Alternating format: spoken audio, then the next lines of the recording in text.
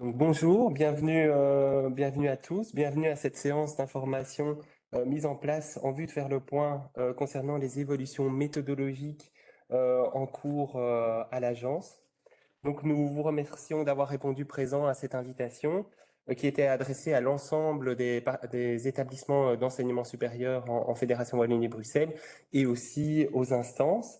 Nous remercions également d'ores et déjà Angeline Aubert-Lotarski d'avoir accepté de conduire cette séance et de vous présenter l'état d'avancement des réflexions. Donc Angeline Aubert-Lotarski est coordinatrice qualité à la faculté polytechnique de l'Université de Mons, où elle est également chargée de cours, donc au sein de cette université. Elle est membre du comité de gestion de l'agence depuis 2015 et elle est également co-référente avec Véronique Girard du groupe de travail méthodologie et référentiel. Peut-être une petite information technique, donc tous les micros et caméras ont été désactivés. Donc nous vous proposons de passer par le chat pour des commentaires ou des questions. Si vous voulez l'adresser à Angeline ou à moi-même, nous vous remercierions de déjà envoyer le message à tous. De cette façon, nous pourrons facilement en prendre connaissance. Voilà, on va essayer de résoudre les petits soucis techniques de son s'il y en a. On regarde ça tout de suite. Mes collègues et moi-même tâcherons de relayer les principales questions. En tout cas, toutes les questions, tous les commentaires seront transmis au comité de gestion de l'agence pour alimenter la réflexion sur ces évolutions méthodologiques. Je vais tout de suite céder la parole à Angeline Aubert-Lotarski. Donc, bonne séance à tous. Merci beaucoup, Alexis. Bonjour à toutes et à tous. C'est pas toujours très confortable d'être face à un écran, même si on devrait avoir maintenant l'habitude. J'espère que le problème de son qui avait été signalé, paralysé est résolu. Sinon, voilà, vous pouvez intervenir dans le chat.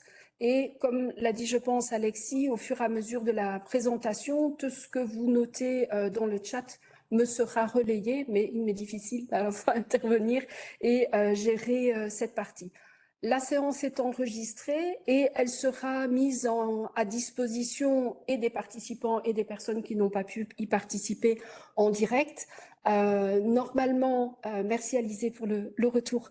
Normalement, vous aurez ceci à disposition début de semaine prochaine.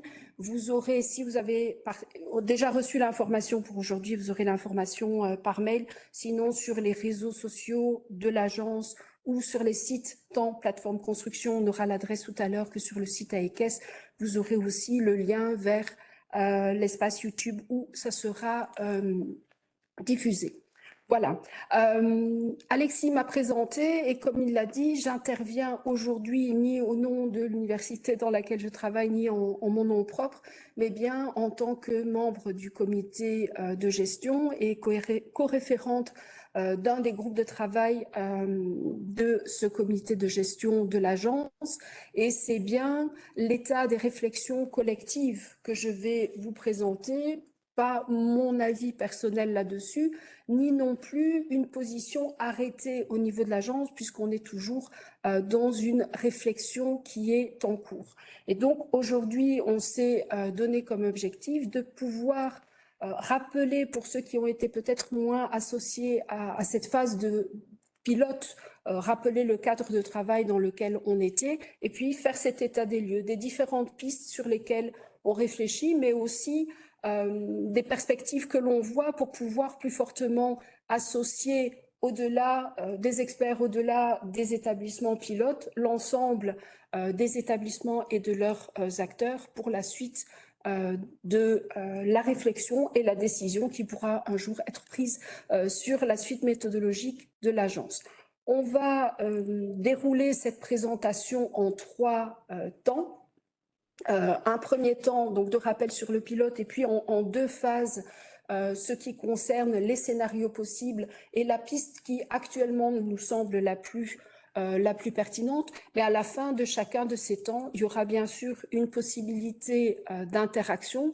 Alors pour des questions vraiment de gestion, on a préféré travailler via le chat et donc vous pouvez interagir, poser des questions. Bien entendu, c'est une réflexion en cours, donc il ne s'agit pas aujourd'hui de décider, hein, ce n'est pas un plébiscite qu'on vous demande pour une piste ou pour l'autre, mais peut-être signaler un point d'attention particulier sur lequel il vous semble nécessaire que l'on soit plus attentif ou une nécessité de clarification d'un élément que j'aurais pu apporter. Tous les éléments qui apparaîtront dans le chat, on va les garder en mémoire pour pouvoir continuer à nourrir les travaux et nourrir le GT méthodologie dans ses réflexions.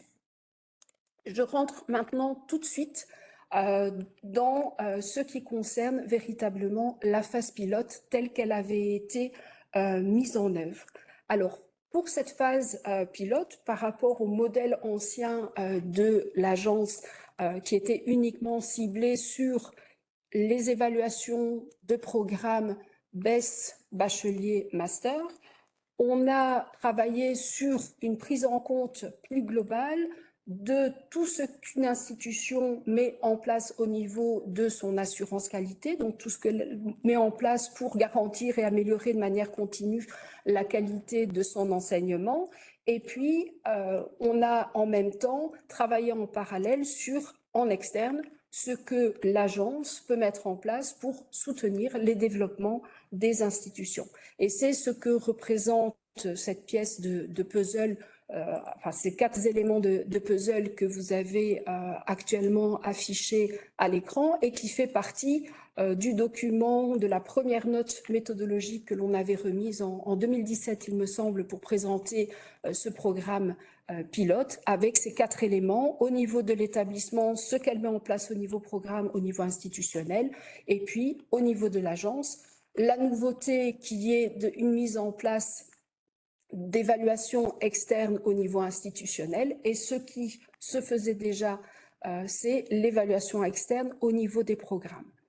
Au niveau des programmes, ce qui, dès le début du pilote, existait déjà, c'est bien sûr les évaluations par l'agence que l'on connaît tous dans nos établissements, soit les évaluations que l'on appelle initiales ou complètes pour des programmes qui sont pour la première fois évalués. Une fois que cette évaluation initiale a été réalisée, on passe dans une évaluation continue. Et puis, ce que l'agence a développé il y a quelques années en plus, c'est une procédure qui permet aux établissements qui travaillent également avec d'autres opérateurs externes. Je pense par exemple avec la CTI, mais il y a également d'autres organismes, d'autres opérations qui sont faites, qui permet aux établissements de ne pas rentrer dans une double évaluation de la même chose par 2 opérateurs différents, mais de faire reconnaître par l'agence la procédure d'évaluation. Les résultats ne sont pas importants, on est dans du formatif, mais bien la procédure d'évaluation, le fait qu'on a été évalué, est directement reconnu par l'agence et donc on ne rentre pas dans la planification programmatique. Au niveau de ce qui a été mis en place dans le pilote, on a testé une possibilité complémentaire qui existe déjà dans d'autres systèmes d'enseignement supérieur dans d'autres pays, c'est-à-dire d'autoriser l'établissement à gérer par lui-même une évaluation de ses programmes avec un certain regard externe. C'est-à-dire pas uniquement ce que l'on fait de manière routinière pour assurer la qualité de nos programmes, mais avoir aussi un moment où il y a une possibilité d'interaction externe, de regard un petit peu plus distancié, je vais dire, sur ces programmes-là. J'y reviendrai par la suite, mais c'est ce que l'on a en particulier testé de nouveau pour les programmes au niveau de cette phase pilote. Vous avez sur l'écran donc le rappel ou l'annonce selon que vous connaissez par cœur ou pas le document valise et qu'on vous aura à disposition la présentation, tout ce qui est surligné en bleu, bien sûr, ce seront des liens cliquables pour que vous puissiez accéder aux informations. Le rappel donc de la définition de l'évaluation institutionnelle et de la définition du cadre de travail avec lequel l'agence et les experts qu'elle avait mandatés a fonctionné pendant ces visites.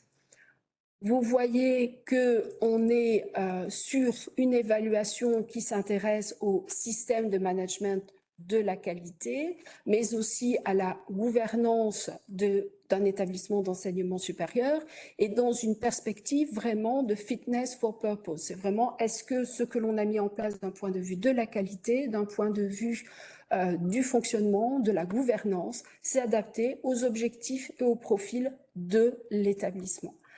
Pour ce faire, on a pris appui sur un référentiel qui sont les standards européens, les ESG, et un des éléments que l'on regarde dans le bilan qu'on est en train de faire, c'est est-ce que ces ESG sont suffisants, totalement pertinents pour la Fédération Wallonie-Bruxelles ou est-ce que des adaptations sont souhaitables.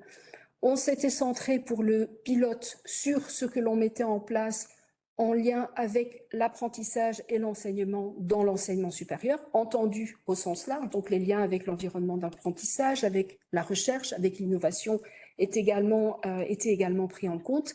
Et puis, au niveau du périmètre,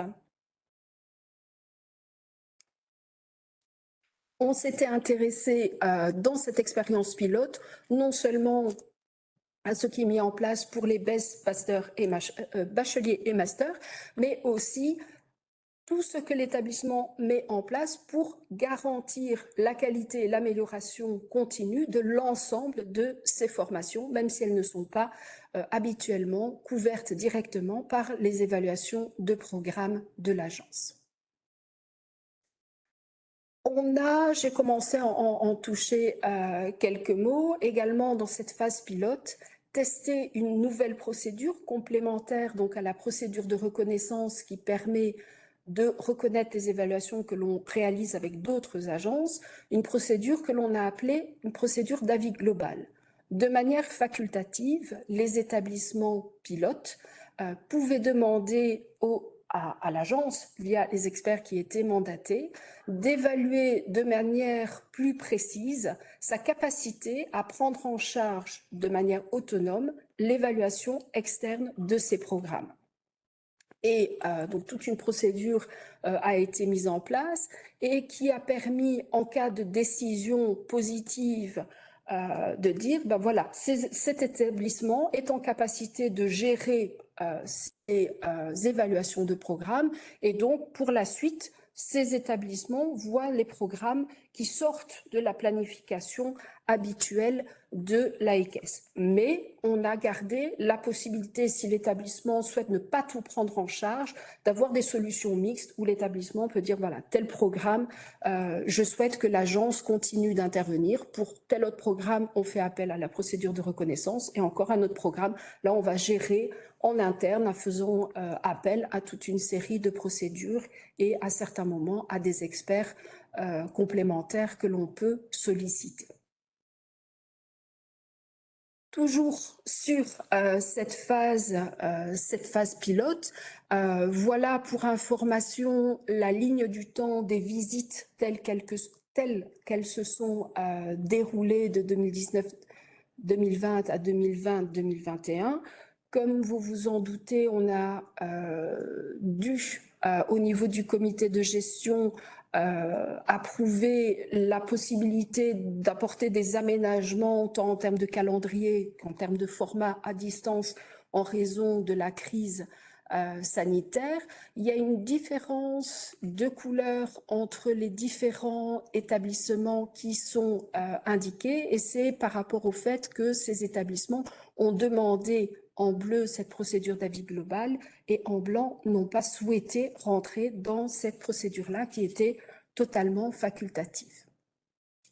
Bien sûr, l'expérience pilote, ce n'est pas que les visites au niveau des établissements.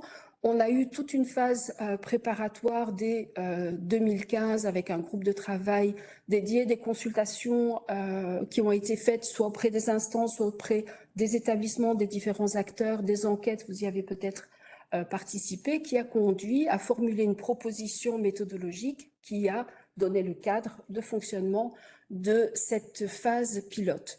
Actuellement, les visites sont passées. Bien sûr, les visites ont été précédées d'un travail important aussi au niveau des établissements pour préparer l'auto-évaluation et maintenant pour réaliser l'après-évaluation. Au niveau de l'agence, on est maintenant dans une phase de bilan de cette phase pilote, mais aussi dans une phase de définition en interaction avec le bilan de ce qui va pouvoir se passer pour la suite. La suite, c'est le premier cycle d'évaluation institutionnelle qui est planifié à partir de 2023. Par rapport, notamment, c'est un des effets, je vais dire, de la crise sanitaire. On avait imaginé au départ pouvoir faire ce bilan plus tôt et être déjà en mesure d'avoir un nouveau référentiel institutionnel qui permettrait directement de démarrer ce premier cycle avec une nouvelle méthodologie.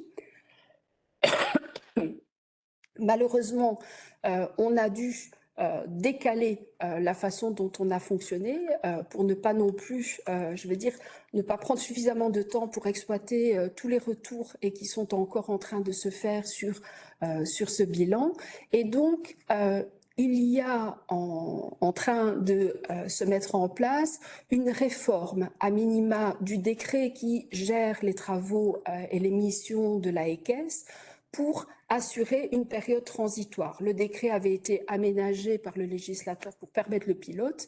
Maintenant, le décret va être de nouveau aménagé pour permettre qu'au démarrage de ce premier cycle 2023-2029, on puisse réaliser les évaluations institutionnelles en utilisant le même cadre méthodologique, dit les balises, que l'on avait utilisé pour le pilote. Une fois que ce référentiel aura été élaboré, aura été validé avec toutes les étapes et de consultation et de validation formelle, on passera progressivement à un nouveau format d'évaluation institutionnelle qui pourra être mis en place. Ici, vous avez du coup plus en détail ce que j'avais synthétisé auparavant en trois phases. Les visites 21-22, donc là, vous avez eu une publication de l'analyse transversale, c'est-à-dire un retour transversal des experts sur l'état des évaluations institutionnelles, ce qu'ils ont pu repérer, ce qui est transférable pour l'ensemble des établissements de la Fédération Wallonie-Bruxelles, et puis les analyses qui sont en cours du pilote et ces réflexions méthodologiques que je vous transmets aujourd'hui. On va ensuite, à partir de l'année académique prochaine, 2022-2023, entrer dans une phase où, côté établissement, ils vont publier leur plan d'action suite aux retours qu'ils auront eu des experts sous la forme de rapports d'évaluation institutionnelle. Mais au niveau de l'agence, c'est la réforme que je vous ai annoncée, la définition de ce modèle qui fera l'objet de consultations. Le modèle étant établi, il y aura bien sûr de la communication, des outils pour pouvoir ensuite démarrer ce premier cycle d'évaluation, comme je vous l'ai dit, progressivement avec le nouveau référentiel d'évaluation institutionnelle qu'on espère pouvoir démarrer en 2024-2025.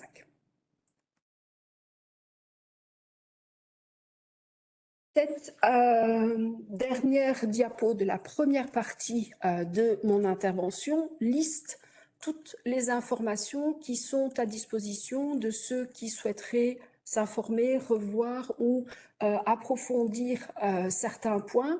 Une grande partie des informations sont sur l'adresse de la plateforme de co-construction où tout ce qui est spécifique à la phase pilote est indiqué.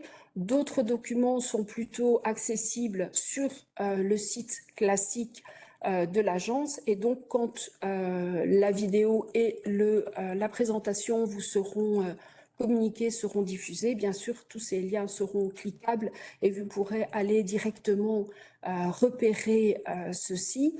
J'attire notamment votre attention sur le premier élément de la liste, l'analyse transversale de l'évaluation institutionnelle pilote, où, comme dans toute analyse transversale, je vous le disais précédemment, les experts ont identifié des éléments de l'ordre du constat, mais aussi de l'ordre des recommandations qu'ils pouvaient faire aux établissements de la fédération, mais aussi aux législateurs, aux politiques, en regardant, en observant, en évaluant au regard des ESG ce que nous avons actuellement mis en place. Vous avez aussi, bien sûr, tous les éléments qui sont les feedbacks que l'on a reçus des établissements et en particulier les vidéos de la journée d'échange et de partage sur la phase pilote qui a eu lieu le 30 novembre 2021. Je vous propose un temps donc pour répondre à vos questions, vos clarifications, vos réactions. La façon dont nous avons prévu de fonctionner, c'est que l'équipe de la Selex prend note et puis me transmet s'il y a des questions. Je vois apparaître que Christophe a levé la main, mais Christophe, on ne sait pas ouvrir les micros des participants dans le format de... Il faudrait que tu notes ta question dans le chat, s'il te plaît. Oui, pour toutes les interactions, elles sont prévues ici dans ce webinaire via la forme du chat. Donc, n'hésitez pas à les partager via le chat en nous envoyant à tous. Ce sera d'autant plus simple pour les gérer. Pour l'instant, nous n'en avons pas reçu. Si elles n'arrivent pas d'ici quelques minutes, il y a d'autres temps qui sont prévus dans la présentation et nous pourrons les reprendre à ce moment-là.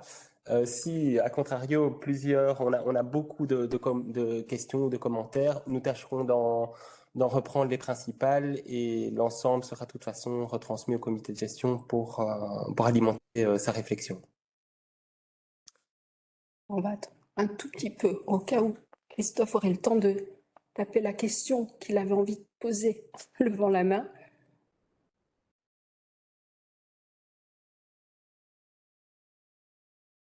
Oui, qu'il s'agisse de questions, de réactions, de commentaires. Erreur de manipulation. Donc, il n'y a peut-être pas... Mais je pense que de toute façon, si elle arrive, on la reprendra plus tard dans la présentation. Donc, je vais recéder la parole à Angeline pour la suite. Merci. De toute façon, voilà, la première phase, c'est plus une mise en contexte, une remise en mémoire des étapes passées et puis de là où on en est dans le processus. Je pense que ce qui va nous intéresser plus et peut-être donner plus lieu à questions ou réactions, c'est ce qui va suivre avec eh bien, la façon dont on est en train de travailler pour construire ce futur modèle d'assurance qualité externe en Fédération Wallonie-Bruxelles. Et donc, pour faire cela, je vais d'abord pointer les éléments qui ne font pas débat, c'est-à-dire vraiment les premiers acquis sur lesquels, tant dans les retours avec les participants au pilote, les experts aussi internationaux, on a un comité d'experts internationaux qui interviennent en termes de regard méthodologie global, donc leur retour également, et puis bon voilà, les travaux au niveau du comité de gestion et les représentants des différentes parties prenantes, étudiants et établissements au niveau du comité de gestion, ceux qui nous semblent être des premiers acquis en attendant le bilan plus complet. Bien sûr, on doit travailler en parallèle à différents niveaux. Puis, je vous ferai un inventaire des principaux scénarios méthodologiques sur lesquels nous réfléchissons actuellement. Donc, ça nous prendra un certain temps pour que je vous présente ces différents scénarios. Et là, on fera une pause pour avoir des questions ou des réactions par rapport à ces différents scénarios. Et puis, en dernière partie, je vous présenterai ce qui, à l'heure actuelle, pour le GT méthodologique et le comité de gestion, la manière dont il est accompagné, je vais dire, par les différents, on nourrit par les différents regards, la logique qui nous paraît la plus pertinente, la plus intéressante à l'heure actuelle, mais gardez bien en mémoire que ce n'est pas une prise de décision que je vous présente, c'est vraiment une proposition qui sera encore affinée et bien sûr soumise à consultation. C'est d'ailleurs le premier point du slide suivant. Voilà, c'est vraiment en cours de conception. On est dans de l'ordre du draft réfléchi. Ça n'a pas été noté sur un coin de table hier, mais on est toujours en cours de conception.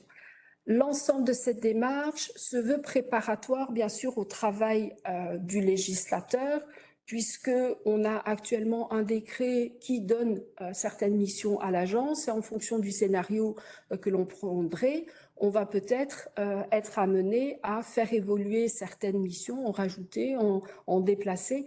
Donc on est bien dans un travail préparatoire au travail du législateur, avec des consultations qui vont se faire par le législateur, mais on trouve intéressant de les anticiper aussi au niveau de l'agence.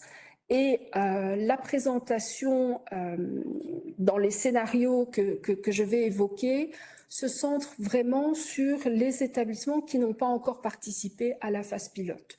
Les établissements qui ont participé à la phase pilote, par défaut, ils sont dispensés du premier cycle d'évaluation à partir de 2023, sauf cas particulier s'ils souhaitent repasser sur certains éléments, enfin bénéficier d'un retour complémentaire sur certains éléments. Donc, je ne vais pas traiter de ce cas particulier des établissements de la phase pilote qui, eux, reviendraient à partir de 2029 dans la programmation que l'on imagine actuellement au niveau des évaluations institutionnelles. Là, je vais parler du cas général 2023-2029. On a aussi en parallèle, ça fait beaucoup de parallèles, des réflexions sur la façon d'opérationnaliser dès à présent cette autonomie plus importante donnée aux établissements pilotes qui ont obtenu un avis positif sur la procédure d'avis global.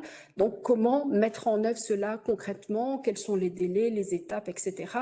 Ça, c'est également un point qui est travaillé au niveau de l'agence sur lequel je n'interviendrai pas aujourd'hui.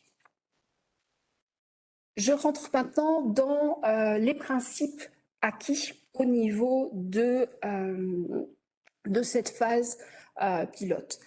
Premier élément, c'est la finalité de l'évaluation institutionnelle et je vais mêler pour ça les deux premiers points du slide.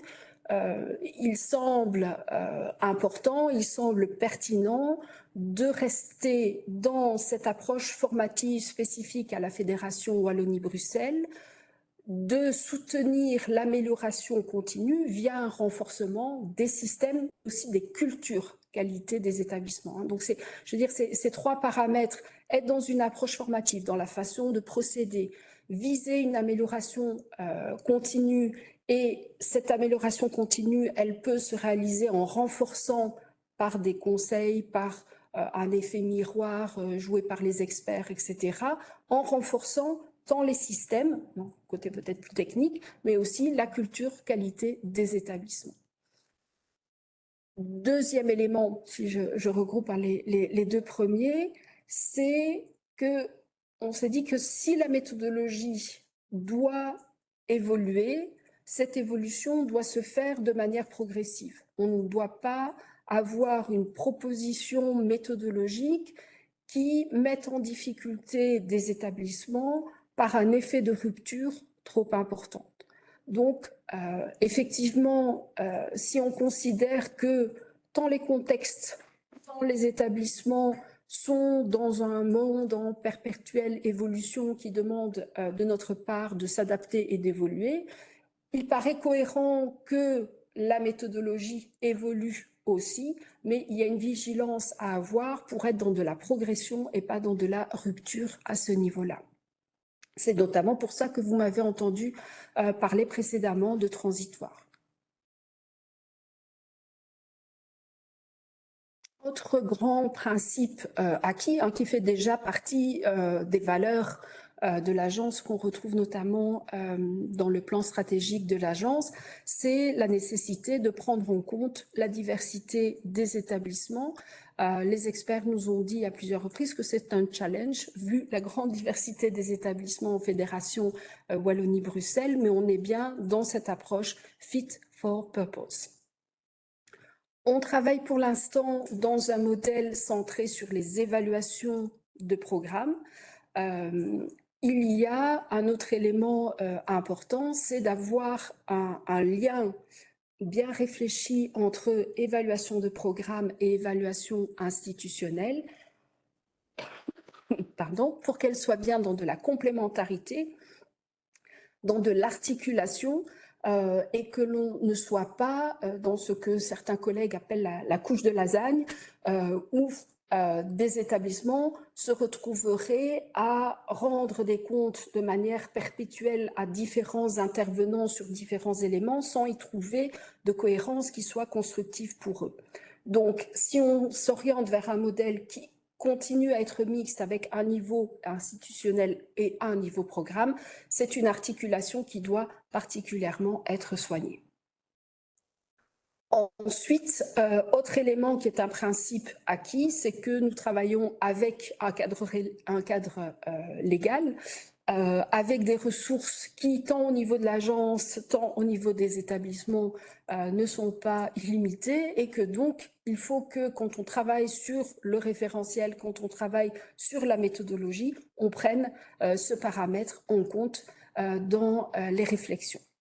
Et enfin, il y a la prise en compte générale des standards européens, des ESG. Alors, quand je dis prise en compte des standards européens, et ça c'est un point sur lequel les experts internationaux avec lesquels on travaille ont insisté, c'est pas forcément de dire que les ESG, ça va devenir le référentiel de la communauté française et qu'il n'y en aura pas de spécifique. Ça veut dire qu'il faut s'assurer que notre référentiel permette de couvrir ces standards européens, notamment lorsque l'agence elle-même va être évaluée et pour assurer cette compatibilité, cette reconnaissance internationale des diplômes, etc. Et donc, on doit avoir une interaction, on doit les prendre en compte. Ça ne veut pas forcément dire qu'on va faire du copier-coller de la version française des ESG. Je vais maintenant passer à cet inventaire de tous les scénarios auxquels on est en train de réfléchir. Alors, premier élément que je vais vous indiquer, c'est qu'on peut considérer ces scénarios. De nouveau, c'est un draft, ce sont des possibilités et dans lesquelles on va ensuite affiner et pouvoir, de manière progressive, faire des choix.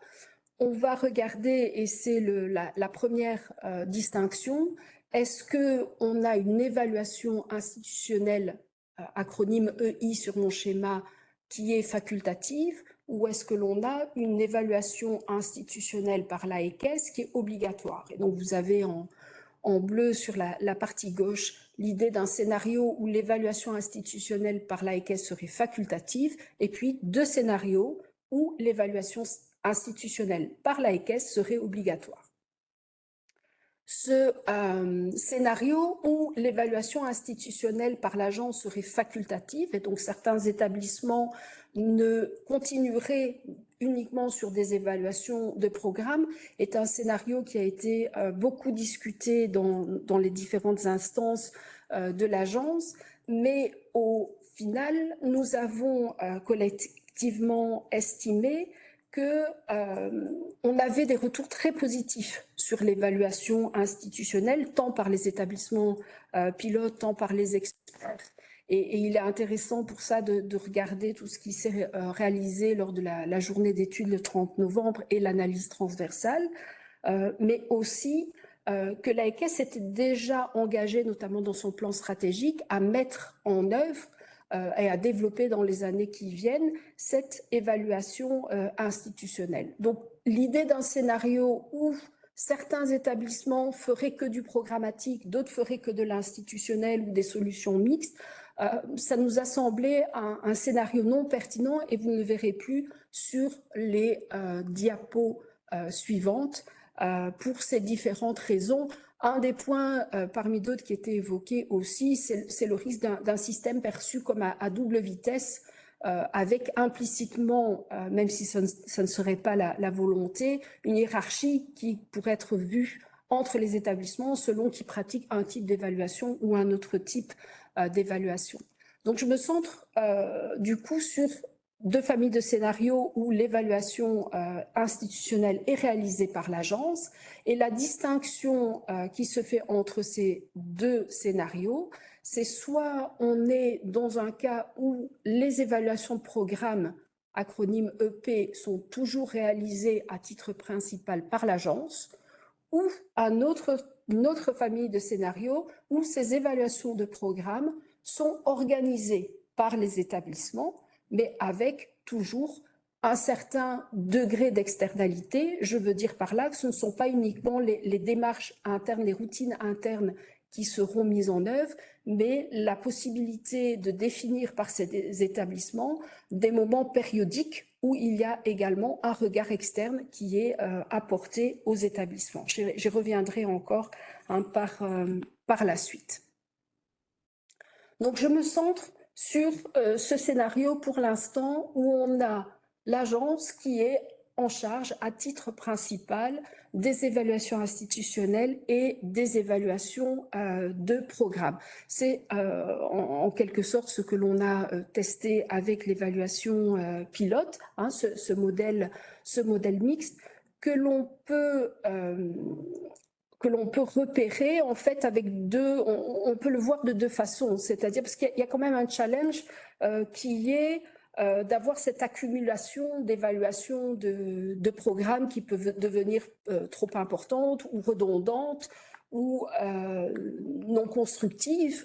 Il y a aussi la question des ressources limitées tant pour l'agence que pour les établissements. Donc on a essayé de voir s'il y avait une solution par rapport à ça, ce qui nous a amené à définir, à distinguer la question de la couverture. C'est-à-dire soit on peut se dire l'agence continue d'avoir une couverture exhaustive de l'offre de formation et ça peut se justifier parce que tous les programmes n'ont peut-être pas été déjà évalués de manière et complète et au moins une fois dans le continu pour lancer cette dynamique. Donc là, ça peut justifier d'être toujours dans un premier ou deuxième cycle d'ordre exhaustif. Ça permet aussi d'avoir une certaine égalité de traitement de l'ensemble de formations et d'assurer que toutes les parties prenantes, quel que soit le cursus, si je pense aux étudiants qui suivent, ben, ils ont une information et un regard sur l'évaluation qui est comparable,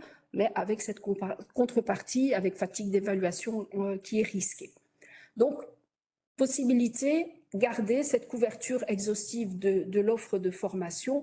Quand je dis exhaustive, pour l'instant, on est quand même sur les BES, bachelier et master. Il faut voir si on irait aussi loin dans les autres cursus. Ou alors, autre possibilité, c'est d'avoir un échantillon de l'offre de formation. C'est-à-dire que l'agence n'évaluerait pas de manière systématique l'ensemble de l'offre de formation, mais seulement un échantillon particulier. Je reviendrai sur ce point-là ensuite pour détailler cette question de la couverture plus exhaustive. Là, on a repéré qu'il y avait une distinction qui pouvait être faite en fonction de l'offre de formation de l'établissement. Et donc, j'ai un scénario A1 et un scénario A2. Le scénario A1, c'est globalement ce qui a été fait dernièrement pour les pilotes avec le modèle des balises, c'est-à-dire un établissement qui offre plus de 4 programmes, alors dans des temps différents, il y a une évaluation institutionnelle et des évaluations programmes qui sont réalisées selon les modalités que je vous ai rappelées tout à l'heure, procédure de reconnaissance, évaluation par la EQES initiale ou continue, ou ce système de dispense ou de possibilité, après une procédure d'avis global, de prise en charge par l'établissement, mais on vise sur un cycle donné à couvrir l'ensemble de l'offre plus l'institutionnel. Mais ce qui a été identifié en complément, c'est le fait de se dire qu'un établissement qui offre un nombre de programmes plus réduit, qui a été estimé pour des raisons de faisabilité à maximum 4 programmes, 4 étant compris dans l'équation, alors il serait raisonnable d'organiser une seule visite dans laquelle tant l'évaluation institutionnelle que les évaluations programmes seraient réalisées. Donc on en avait parlé au niveau des balises, mais dans les établissements candidats, ce n'est pas quelque chose qui avait été réalisé. Pour mémoire, donc, ce système d'évaluation de programme en 3+1 que je vous ai présenté précédemment, opérateur externe avec S pour 2, et puis l'évaluation gérée par l'établissement. J'arrive maintenant au scénario B, qui est le scénario où on travaille sur un échantillon ou une sélection, on pourrait pas parler d'échantillon, ou une sélection de programmes. On ne vise plus à couvrir l'ensemble de l'offre, donc certains programmes ne seront peut-être pas évalués à chaque cycle ou plus évalués à chaque cycle. Se pose alors en priorité la question de qui décide de cet échantillon de programmes. Quand on regarde ce qui se fait à l'international, on a pu observer plusieurs formules. Dans certaines formules, c'est le législateur, le politique, qui détermine certains programmes pour lesquels il y a un enjeu, par exemple, sociétal fort et sur lequel on demande à ce qu'ils soient régulièrement évalués. Dans d'autres systèmes, c'est l'établissement lui-même qui, par rapport à ses propres enjeux, ses stratégies ou une analyse de risque, une analyse de besoin qu'il a pu faire en interne, qui propose à l'agence d'évaluer certains programmes et pas d'autres. Mais ça veut dire alors que un programme donné va être évalué dans une institution et pas dans l'autre. Donc ça a des répercussions sur les possibilités d'analyse transversale.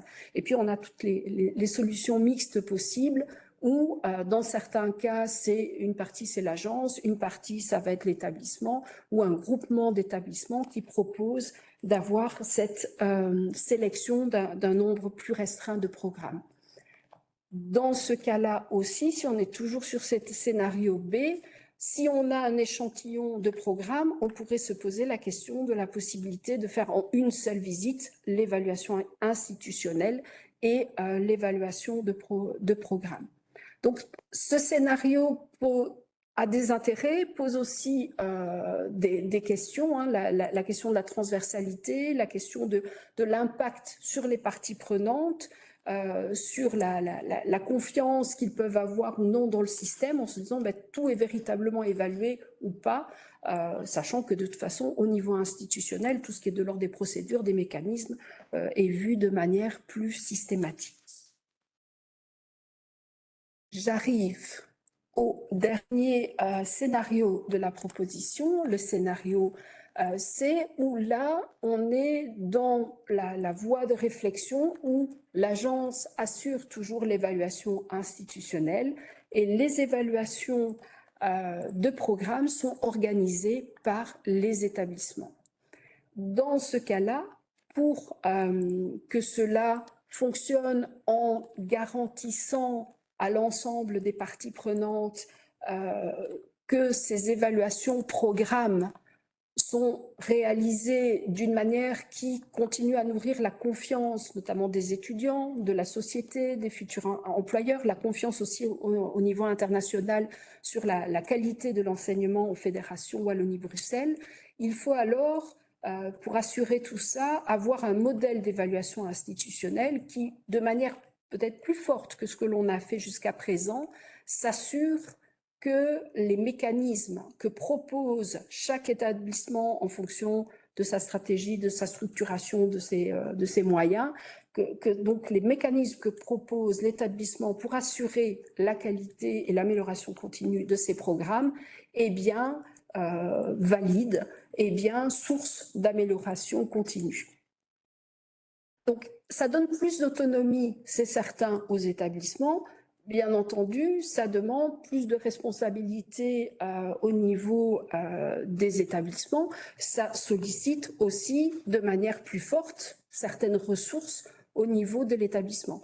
Donc, on gagne en autonomie, en possibilité de planifier en fonction de réformes qu'on peut avoir en interne au niveau des établissements, de regroupements que l'on pourrait faire, de dynamique au sein d'un département, au sein d'une faculté, au sein d'une implantation. Donc, il y a toute cette autonomie-là qui est intéressante, mais il y a les responsabilités qui vont avec et une méthodologie d'évaluation institutionnelle qui doit garantir la cohérence de tout ce que met en place l'établissement.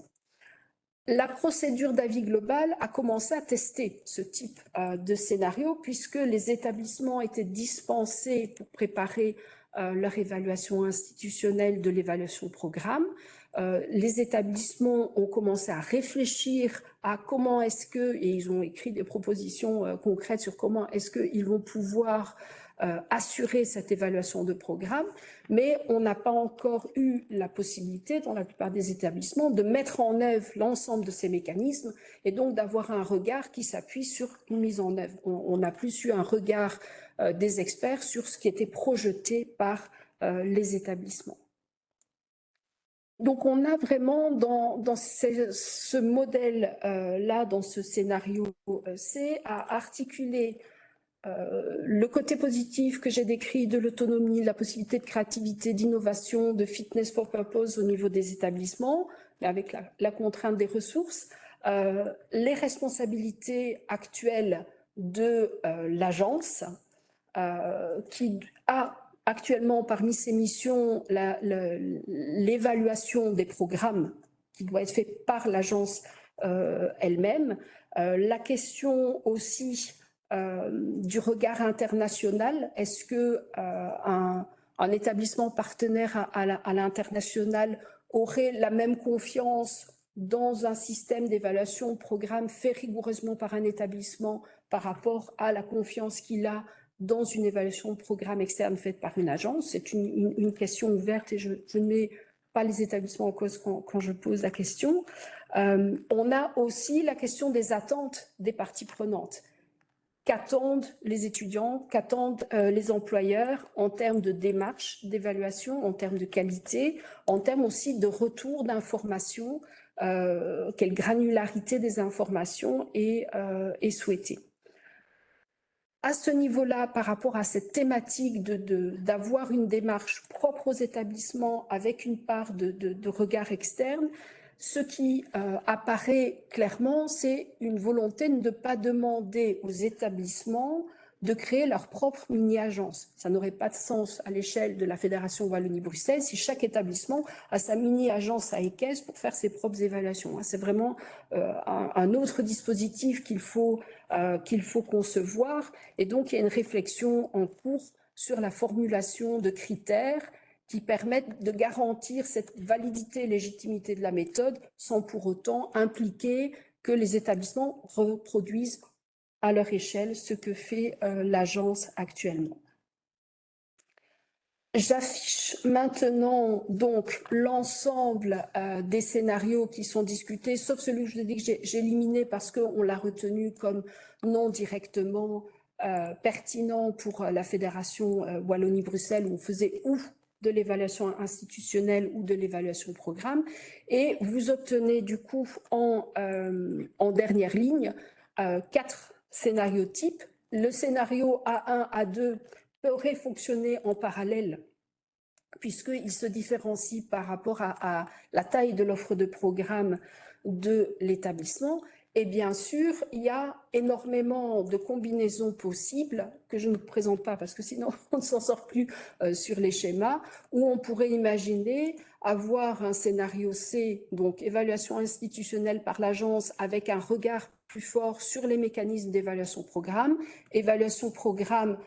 prise en charge par les établissements et complétée par une thématique transversale par exemple l'enseignement à distance, qui est regardé de manière plus approfondie sur un cycle de 1 an ou 2 ans ou 3 ans dans tous les établissements et qui peuvent faire l'objet d'une analyse transversale. On peut aussi imaginer une combinaison avec un échantillon de programmes pour lesquels, comme je vous disais auparavant, il y aurait un enjeu sociétal plus fort. Donc il y a toute une série de combinaisons qui sont aussi évoquées dans nos échanges.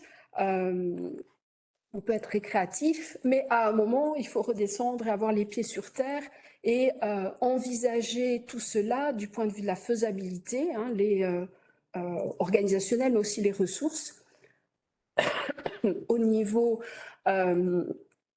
des établissements et au niveau de l'agence. Hein, dès qu'on est sur des programmes très différenciés, des programmes à la carte, il y a la question de la sélection d'experts qui vont être capables d'apporter une expertise pertinente pour tous ces éléments-là, d'avoir une comparabilité de la méthode et des regards d'un établissement à l'autre.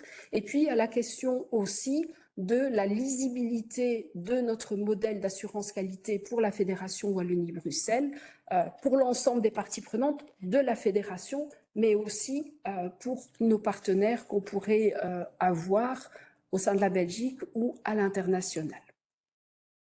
Je m'arrête là pour cet exposé des différents scénarios et je vais écouter s'il y a des questions ou des réactions. Je me laisse la possibilité de dire il n'y a pas de réponse quand c'est des choses où je vais vous dire bah, c'est encore une question ouverte.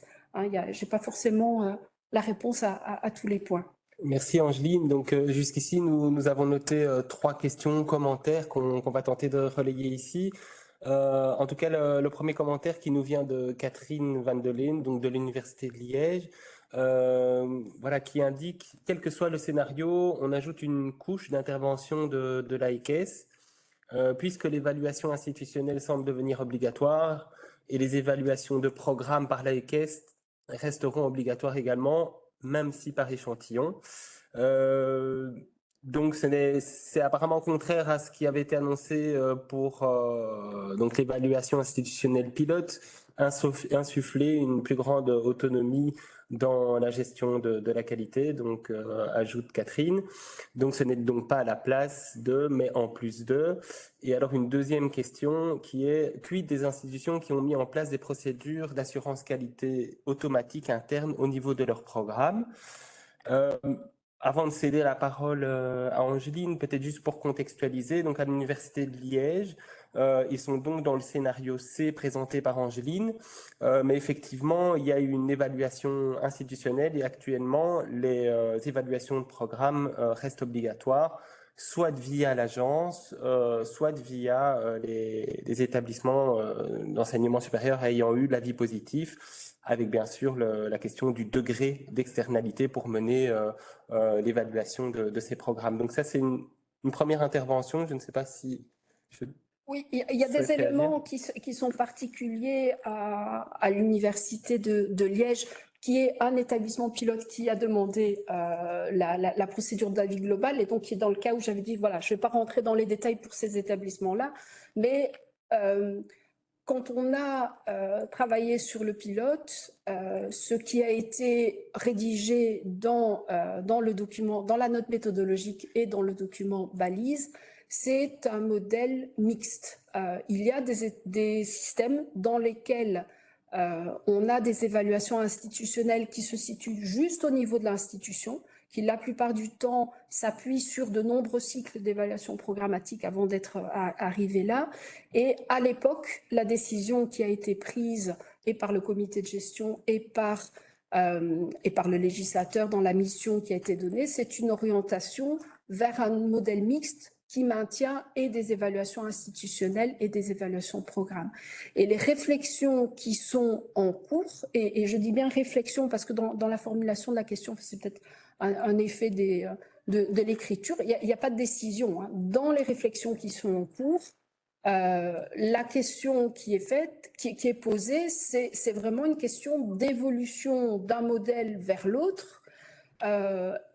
Est-ce que ça semble pertinent pour l'ensemble des établissements, hein, c'est ça, il faut aussi réfléchir pour l'ensemble des établissements on n'a pas tous les mêmes ressources, le même nombre d'étudiants, la même expérience et je vais dire maturité, sans le dire de manière négative, maturité au sens de formalisation, parce qu'on n'a pas non plus les mêmes degrés d'autonomie d'un établissement à l'autre, notamment par rapport au pouvoir organisateur, par exemple, qui fait que est-ce qu'une solution où l'agence n'interviendrait plus qu'à un niveau institutionnel, est-ce que dans ce modèle-là, on serait bien dans du fit for purpose par rapport à la diversité des établissements et par rapport à une évolution méthodologique progressive qui accompagne les établissements sans rentrer dans de la rupture qui pourrait avoir un effet néfaste. Donc je pense que c'est vraiment là le cœur des discussions qu'il y a et sur lesquelles on n'a pas forcément tous les mêmes avis et parfois par rapport à l'expérience de son établissement,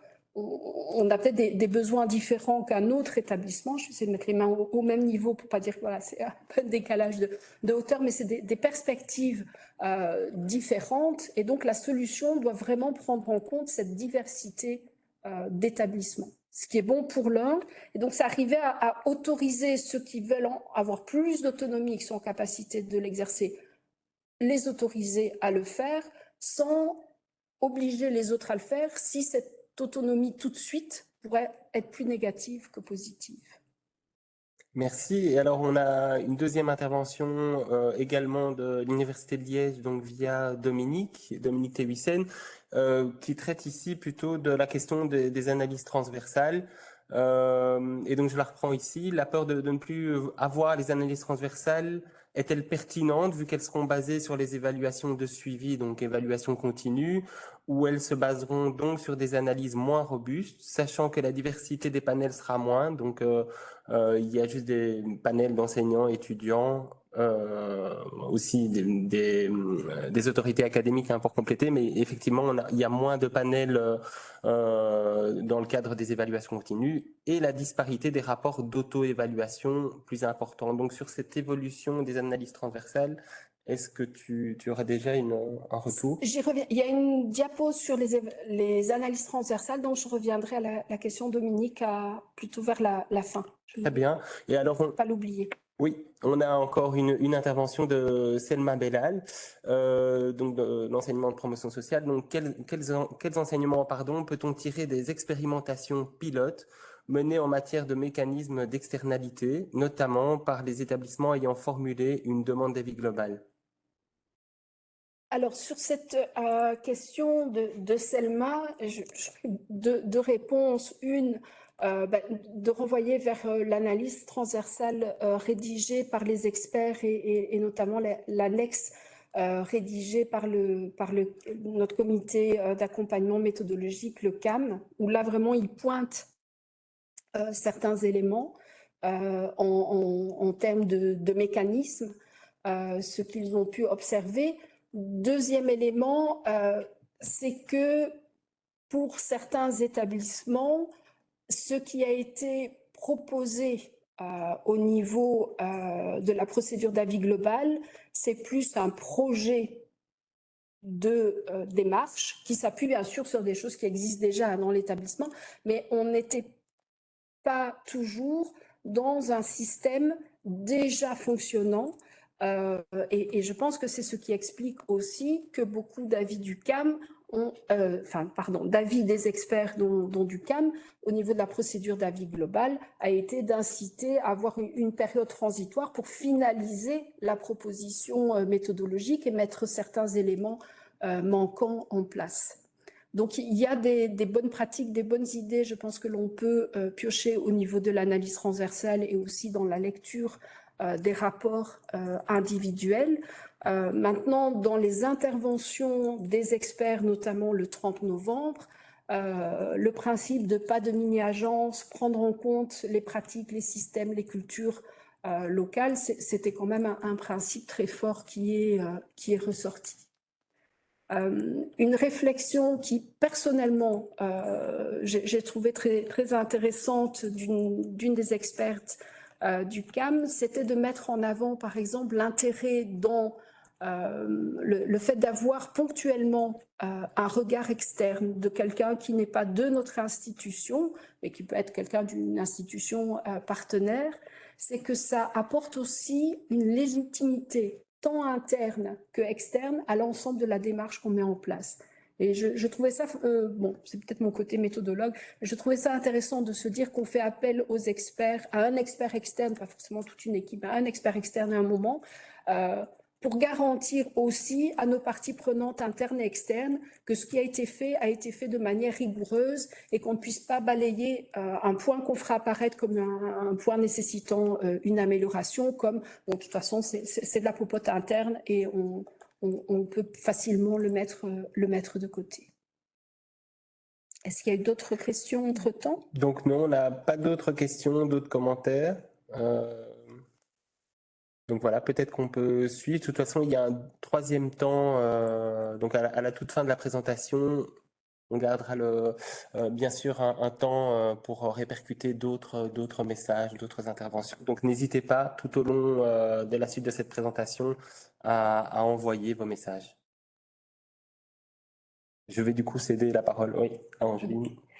Je poursuis. Donc, j'espère que vous avez bien en tête scénario A et C, parce qu'on va poursuivre principalement avec ces scénarios A, A1, A2 et le scénario C pour la suite de cet exposé et des informations. Donc, la logique globale qui, je veux dire de manière majoritaire, émerge des réflexions que l'on peut avoir au niveau de l'agence et une proposition pour la Fédération Wallonie-Bruxelles qui verrait une évolution progressive au cours des différents cycles d'évaluation de ce modèle expérimenté pendant le pilote avec les balises et les standards européens ESG, vers les scénarios A1, A2, où on est toujours sur des évaluations et institutionnelles et de programmes, mais en donnant plus de souplesse organisationnelle au niveau du programme, selon que l'établissement a demandé et obtenu ou pas la procédure d'avis global, travaille avec en même temps d'autres agences ou pas. Un référentiel d'évaluation institutionnelle également révisé par rapport aux standards européens. Donc ça, c'est une étape, une deuxième étape, vers le scénario C, qui était donc le scénario où l'agence s'occupe de l'évaluation institutionnelle, les évaluations de programme étant gérées par les établissements. Maintenant, le passage de l'un à l'autre peut se questionner et les étapes et les échéances de passage de l'un à l'autre, c'est aussi tout l'enjeu, toutes les réflexions que l'on peut avoir pour l'instant. C'est bien une proposition, il n'y a pas de décision qui a été prise par rapport à ça, mais la volonté est bien d'arriver vers plus d'autonomie, plus de responsabilité, mais progressivement, et d'avoir ce système d'assurance qualité qui puisse être plus intégré. Je fais référence à la remarque, je ne sais plus, enfin de Liège, je ne sais plus si c'était Catherine ou Dominique, disant voilà, on a déjà des choses qui sont en interne, qui sont intégrées, que l'on fait. De quelle manière est-ce qu'on peut valoriser, s'appuyer là-dessus et pas forcément reproduire quelque chose qui existerait déjà par rapport à ce que l'on fait, hein. C'est bien l'idée d'avoir quelque chose de plus intégré, mais dont on puisse assurer la pertinence, la validité, la légitimité.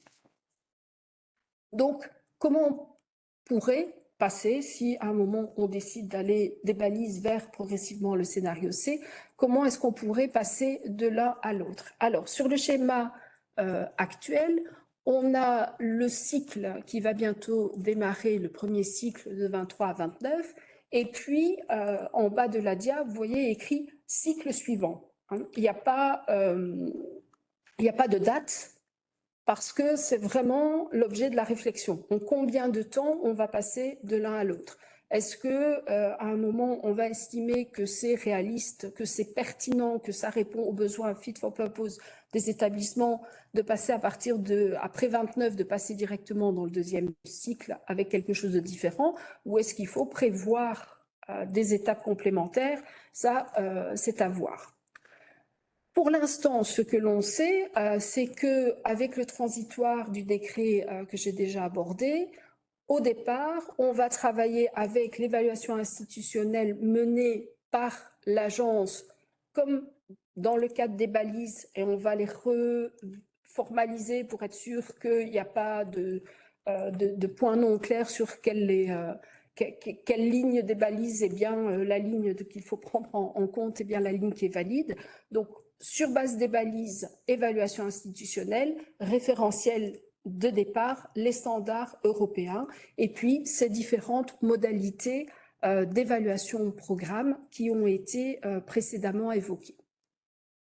Puis, à un moment qu'on espère le plus tôt possible dans ce cycle 1, on propose que l'on passe à ces scénarios A, 1 ou 2, une visite ou plusieurs visites selon la taille de l'offre de formation. La différence principale sera au niveau de la définition du référentiel institutionnel. Les étapes de rapport d'auto-évaluation, visite, rapport des experts, droit de réponse, etc., ça, ce sont des standards sur lesquels on ne va pas revenir. Par contre, il y a d'autres éléments opérationnels qui peuvent encore être affinés, et surtout dans l'articulation entre ce nouveau référentiel institutionnel et ce qui se fait au niveau des évaluations programmes pour éviter les redondances non productives. Parfois, il y a quelques petites redondances qui peuvent être intéressantes et assurer des points de transfert au sein d'un établissement, mais tout ce qui est non productif, essayez au maximum de l'éliminer. Le souhait, c'est d'arriver, enfin le souhait plutôt la proposition, excusez-moi, c'est d'arriver à ce scénario C avec un nouveau référentiel institutionnel renforcé pour évaluer les mécanismes internes aux établissements qui leur permet d'avoir cette évaluation de programme qui assure un certain regard externe, qui permettent d'avoir cette amélioration continue. Et les évaluations de programme, elles, seraient organisées par les établissements. Je reviens sur la question du degré d'externalité. Je vous ai dit, pas de mini-agence, et comment ça doit se faire, à quel niveau ça doit se faire, tout ça est en cours de réflexion, de définition. Les questions, le sablier, c'est le facteur temps. Hein. Les questions, c'est dans combien de cycles?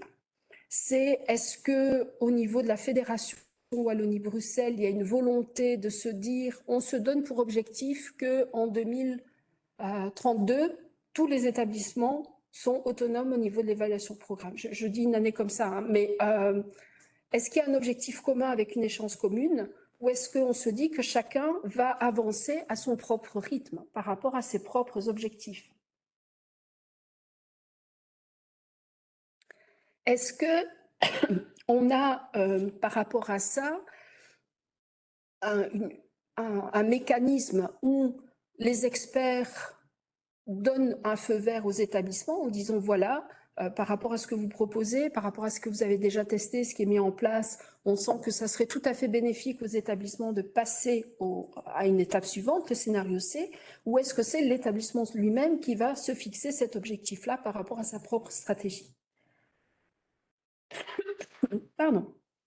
Alors, si on partait du principe d'un système plus mixte encore, dans le sens où c'est en fonction de chaque établissement, pour certains on va être encore dans cette lignée du scénario A avec le recours à la demande de l'établissement ou pour une autre raison à l'agence pour le niveau programme, et puis pour d'autres établissements, un exercice plus fort d'autonomie et responsabilité.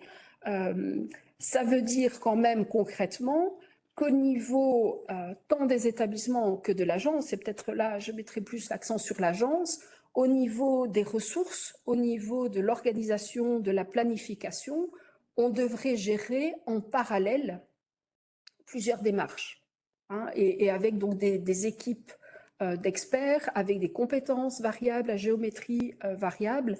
Donc, si on se place uniquement du point de vue des établissements, ça peut être séduisant de se dire, ben voilà, chacun à son rythme, par rapport à ses stratégies, par rapport à ses besoins, son public, etc., va progressivement évoluer d'un scénario vers l'autre. Là, ça devient pertinent. Si on se place d'un point de vue de l'agence ou d'un point de vue de la lisibilité, rentre en compte d'autres facteurs qui peuvent nous amener à revisiter, re-questionner, nuancer la proposition méthodologique. Donc, c'est bien les différents paramètres qu'on essaye de combiner dans nos réflexions, c'est de regarder pour chaque proposition que l'on fait en termes de scénario, en quoi ça a des avantages et des limites pour les établissements, en quoi au niveau de l'agence ça a des avantages et des limites, mais aussi au niveau de l'ensemble de la fédération, au niveau du système d'enseignement supérieur, comment est-ce que ça va être tant pour les étudiants que pour les diplômés, que pour les employeurs ou à l'international, lisible, quelle image aussi ça va donner si on a des mécanismes différents qui sont offerts aux établissements, qui sont suivis aux établissements. Il y a vraiment une volonté de se dire attention, ne pas rentrer dans un système qui induirait un classement implicite, pas un classement fait par l'agence, un classement implicite de certaines personnes en disant voilà, eux ils sont dans cette voie-là, eux ils sont dans cette voie-là, donc ça ces établissements-là sont de meilleure qualité. C'est vraiment un risque auquel nous sommes très sensibles dans les réflexions.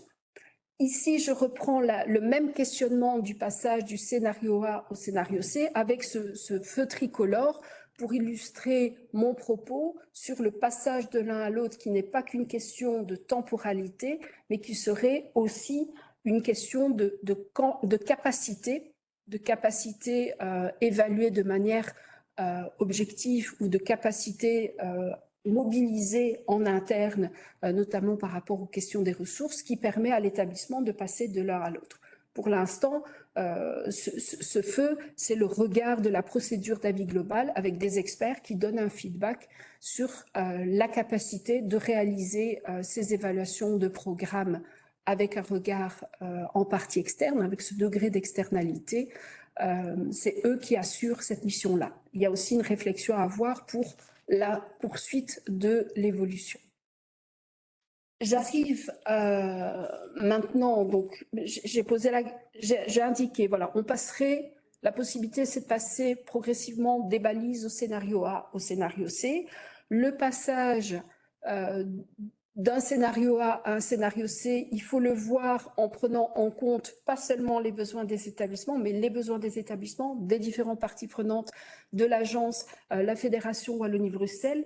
Il faut le voir tant en termes de temporalité qu'en termes de lisibilité interne et lisibilité externe.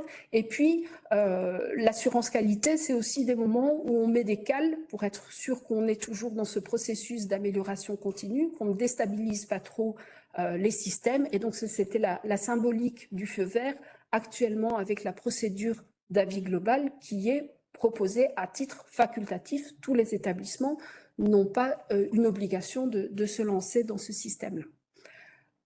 Je reprends cette même évolution des balises scénario A, scénario C, avec notamment la question, et donc du coup je reviens à la question qui avait été, ou la réflexion de Dominique sur les analyses transversales, avec ce tableau-là, mais qui ne se limite pas à la question des analyses transversales. Vous voyez que pour le scénario des balises actuellement, on serait avec un référentiel institutionnel basé, comme pour le pilote, sur les standards européens. Ce qui veut dire qu'au niveau de l'agence, que fait l'agence? L'agence propose une planification pour les évaluations institutionnelles et une planification pour les évaluations de programmes complètes et continues. Au niveau du scénario A, on aurait en fait un nouveau référentiel avec une partie peut-être spécifique quand on fait la visite en une seule fois pour le scénario A2. L'agence, dans ce scénario-là, a une planification évaluation institutionnelle, une pour les évaluations de programmes planifiés et une planification pour les visites combinées. Maintenant, quand on passerait au niveau des scénarios C avec les différentes variables que j'évoquais, avec un échantillon, avec une sélection, avec une thématique transversale, etc., dans ce cas-là, a priori, si on est 100% dans le scénario C, on est uniquement sur des évaluations institutionnelles planifiées, mises en œuvre par l'agence. Éventuellement, si on a décidé que on a une sélection de programmes à fort enjeu sociétal où on a des thématiques transversales qui sont périodiquement évaluées dans tous les établissements, on aura une association avec cette deuxième planification, mais l'agence n'aurait plus qu'un type principal d'évaluation institutionnelle. Maintenant, si on s'inscrit dans un modèle vraiment de progression à la carte, ça veut dire que dans la colonne procédure à EQUESS, on a toute une série de procédures. Ça veut dire plus de charges pour l'agence, ça veut dire moins de visibilité, tant pour les établissements que pour l'agence aussi, mais peut-être une réponse à un besoin ponctuel plus forte pour un établissement précis. Maintenant, je passe à ce qui concerne les analyses transversales. Au niveau du pilote, et c'est ce qui va pouvoir continuer à se faire pendant la période transversale, on va avoir des analyses transversales au niveau des évaluations institutionnelles. Donc les experts vont pouvoir mettre en perspective, et pas en comparaison, mais mettre en perspective leurs observations sur un ensemble d'établissements sur le niveau institutionnel. Et effectivement, comme l'a indiqué Dominique, au niveau des analyses transversales liées à des programmes, on est sur des formats hybrides, on est sur des formats partiels. On est déjà dans cette situation-là en fonction du fait que pour un cluster donné de programmes, on a parfois un nouveau programme qui du coup va être en évaluation complète, puis d'autres vont être en évaluation hybride, mais peut-être que en évaluation continue, mais peut-être que dans ce lot-là, il y aura un établissement qui a demandé la PAG, qui l'a eu et qui va travailler de manière indépendante, et puis peut-être qu'un autre établissement, lui, va être en collaboration avec un autre établissement et c'est l'autre établissement qui va être support pour l'évaluation au programme. Donc effectivement, on est déjà dans des formats d'analyse transversale qui, à chaque fois, peuvent être discutés et cadrés et le comité de gestion a pris certaines positions parfois sur certains clusters pour dire, compte tenu de la configuration du cluster, le côté transversal sur le programme a son sens ou n'a pas son sens parce qu'on est dans quelque chose qui pourrait être trop partiel. Si on passe au scénario A, ça ne change rien au niveau de l'hybride ou au niveau du partiel. On sera toujours au niveau des évaluations de programme dans des situations mixtes, mais qui assure quand même à minima un certain retour au niveau des évaluations de programme. Au niveau du scénario C, l'évaluation institutionnelle pourra faire l'objet d'une analyse transversale, mais pour tout ce qui est retour transversal sur les programmes, ce n'est pas a priori l'agence avec les informations dont elle disposera via les experts qu'elle aura mandatés qui pourra être à la manœuvre d'une évaluation transversale sur les programmes. Éventuellement, s'il y a une sélection de programmes ou s'il y a des thématiques, là, il y a des possibilités qui pourraient être faites. Donc oui, on est déjà dans une situation sur les analyses transversales, si on les réfléchit uniquement en termes de programmes qui modifient ce qu'on a connu il y a quelques années. Il y a un groupe au niveau de l'agence qui réfléchissait, je pense qu'il s'est interrompu, mais il y a sûrement à remettre sur la table cette réflexion-là pour qu'il y ait quand même une valeur ajoutée de ce travail sur les analyses transversales. Mais quand au niveau international, on parle d'analyse transversale, ce n'est pas uniquement des mises en perspective de différents programmes entre des institutions. Ça peut être aussi des thématiques qui sont retenues ou la question des évaluations institutionnelles.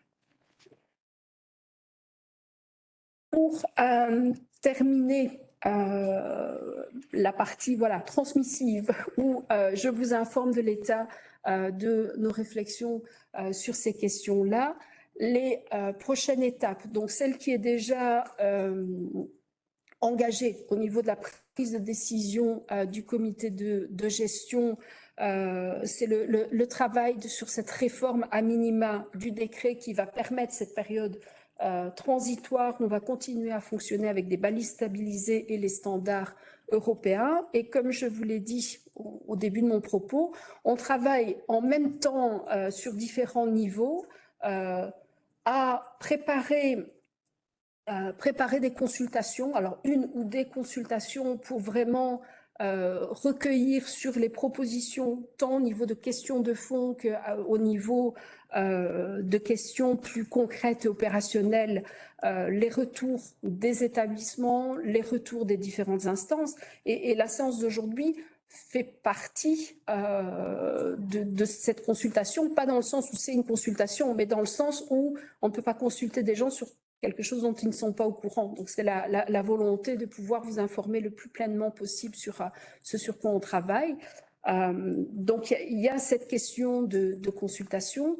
Il y a un travail en cours donc, de bilan de la phase pilote et le point de vue bilan de la phase pilote, vous avez déjà certains éléments sur le site de co-construction, sur la plateforme de co-construction avec les comptes rendus des briefings. Dans également l'analyse transversale, il y a des éléments de l'ordre du pilote, de l'ordre du bilan du pilote, mais on est en train de travailler sur un document plus complet qui regardera aussi le bilan et les évolutions, si elles sont nécessaires à apporter à cette procédure d'avis global avec je fais référence au point soulevé par Selma, un bilan aussi qui va interroger la conduite de ce projet-là, hein, les bonnes pratiques, mais aussi les éléments à améliorer si l'agence s'engage dans un autre projet d'une telle ampleur. Donc le bilan se fait à plusieurs niveaux. L'idée, est vraiment de définir ce modèle d'assurance qualité externe. Donc, c'est pas juste faire un référentiel, une grille d'évaluation pour un point nommé, parce que si on veut que ce référentiel s'articule avec ce qui existe à côté et si on prend en compte que ce qui existe à côté, notamment les évaluations de programme, ont peut-être besoin sur certains éléments d'évoluer aussi, on est bien sur une définition beaucoup plus globale d'un modèle d'assurance qualité externe et ça concerne l'ensemble de la Fédération Wallonie-Bruxelles. Ceci établit des outils de la communication pour pouvoir mettre en application. Mais là, on est vraiment dans cette période transitoire où on continue à avancer avec l'évaluation institutionnelle tout en continuant à travailler pour éviter aussi que les établissements qui sont déjà dans une dynamique, dans une réflexion, se disent voilà, on arrête pendant 3-4 ans, on fait totalement un bilan et puis ensuite on redémarrera sur une nouvelle évaluation institutionnelle, ni dans la dynamique des établissements, ni au niveau de la fédération ou internationale. On peut se permettre il faut prendre le temps, mais on ne peut pas ne rien faire pendant tout un temps non plus. Au niveau, pour conclure, je vais dire quand même au niveau du modèle d'assurance qualité externe, ayez en mémoire que dans les questions qu'on se pose, c'est vraiment, on a des valeurs spécifiques, on a des orientations politiques au niveau de la Fédération Wallonie-Bruxelles. Il n'est pas question de les jeter et importer un modèle venu d'ailleurs. Hein. C'est vraiment dans l'articulation qu'on se situe. Et un autre point d'attention fort dans les réflexions et la présence de représentants des établissements fait qu'on ne l'oublie pas, c'est la question des ressources, qui a aussi un impact, donc ressources et faisabilité. Voilà toutes les informations que je peux vous donner à cette étape et on aura peut-être d'autres questions ou réactions. Alexis ? Oui, pour l'instant, nous n'avons pas reçu d'autres commentaires ou questions. Donc, il est encore temps pour vous de les envoyer via chat, si cela est utile. À Dominique, qui remercie Angeline pour la présentation. Merci Dominique. Donc, s'il n'y a pas d'autres commentaires ou de questions, je peux déjà vous dire que, et on l'a dit, je pense, en introduction de cette séance, que le support présenté par Angeline et le webinaire, en tout cas son lien, vous seront envoyés à l'issue de cette séance, en tout cas à l'ensemble des établissements d'enseignement supérieur et aux instances qui ont été invitées aujourd'hui.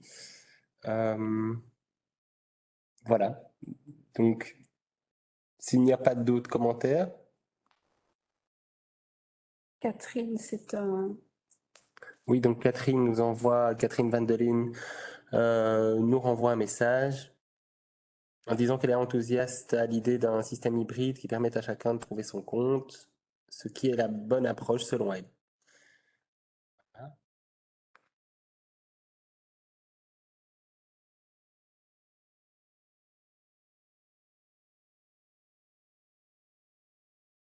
Donc pas d'autres interventions à ce stade. Donc encore merci à vous de votre attention et à bientôt.